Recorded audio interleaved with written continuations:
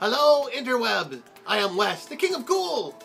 Now, as awesome as superheroes, comic shows, and movies are, they do have a few qualities that get on our nerves. Here are 6 things that get on my nerves. Number 6. Multiple Earths. For those of you who don't know, Marvel and DC have what are called multiverses, meaning multiple universes. The purpose of this is to be able to have a number of different continuities for a single character. For example, if you surf over to superheroetc.wordpress.com and check out Nate's Harley Quinn character bio, you'll see he gave you 3 different origins for Harley. Each origin was a different Earth. The DC animated universe, the new Earth Harley, and the Prime Earth Harley. With these different versions of Harley Quinn, writers can choose the right version of the character to create a story without ruining the history of the other Harleys. Harley. What's the plural of Harley? Is there a plural of Harley? Harleys? Harley-eyes? Harleses.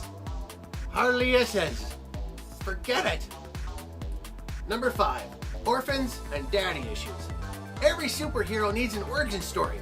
They usually don't wake up one day and say, you know what? I want to be a superhero. You need to come up with something believable and a good motive for them deciding not to be an ordinary citizen.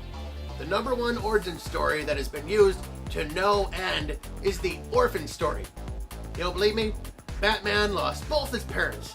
Spider-Man lost his parents and his uncle. Superman lost his parents, his stepdad, and his whole planet. Wolverine killed his own dad, and his mom committed suicide, which is really messed up and a lot darker than most orphan stories. Eventually, you have to come up with a new creative origin and motivation. But even when they have a father, the guy is always some distant creeper jerk who ruins the kid, resulting in him in somehow becoming a superhero? Iron Man's father was a jerk, Hulk's father was a creeper jerk, and Wolverine's father was such a creeper jerk that Wolverine killed him himself. That is messed up. Here's an idea that never gets past the Disney censors. How about a kid with 2 good and kind parents? That guy could easily grow up to be a hero too. I bet Captain America's dad could have been a real swell guy who enjoyed taking care of his lawn and watching baseball. It could happen. Number 4. Copycats. What happens when a company makes a successful character and the other company wants to make a quick buck off of that character's success? Copycats. There are so many of them. Black Cat, Catwoman. Deathstroke, Deadpool. Batman, Batmanuel. Sometimes the same company will copy their own character to ride the coattails of their own popularity. These can get weird. Did anyone really like a girl Deadpool? And how huge a following does Batgirl have? Or Supergirl? Please, just make things more original. Number 3. Multiple people, one identity. Did you know there's been 4 Flashes? Jay Garrick, Barry Allen, Wally West, and Bart Allen. And there have been 4 Robins. Dick Grayson, Jason Todd, Tim Drake, and Stephanie Brown. I don't even know how many Green Lanterns there have been. Why do characters have to share the same superhero name? Why couldn't there be one Flash who's the Flash, and another be Impulse, and another one be Sonic Boom, or another be, Speed Demon, or something like that? Now when we talk about these characters, we have to specify who we're talking about. If I say the Flash, nobody knows what I'm talking about. Wally West, Barry Allen, how is anyone supposed to know? How is anyone supposed to know? How is anyone supposed to know? Oh. Number 2, unoriginal sidekick names. Once upon a time, comics were almost always for kids, but the superheroes were grown-ups. So how do we make the comics more relatable for kids? We allow a superhero to have a kid as a sidekick. Yes, this is how Robin, the first sidekick, was born. But Robin was an interesting name, as his mentor is Batman. They didn't just call him Batboy. Well, now we have a sidekick for many superheroes, but their names are just so uncreative. How do we name the sidekick to Aquaman? I know, Aqualad. How about the Flash? Not a lot of wordplay there. How about Kid Flash? Oh, genius! Sometimes they're not even trying. Guess what the sidekick to Green Arrow's called? Green Arrow. And the sidekick to Hawkeye? It's called Hawkeye. Does the kid sidekick to Hawkeye even need a nickname? No one's paying that guy any attention. Not even the villains he's trying to thwart.